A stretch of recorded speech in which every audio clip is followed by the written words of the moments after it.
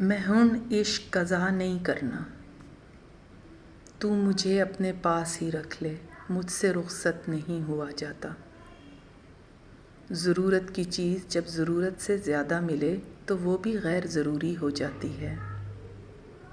اس شخص سے فقط اتنا سا تعلق ہے مرشد، وہ پریشان ہو تو مجھے نیند نہیں آتی۔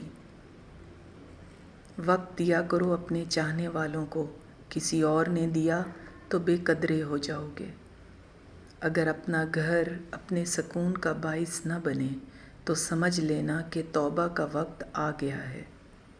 سب سے بڑا روگ، کیا کہیں گے لوگ؟ کل کی فکر ہے کس کو، تم ابھی تو میرے ہو۔ ٹوٹے ہوئے بادل بارش برساتے ہیں،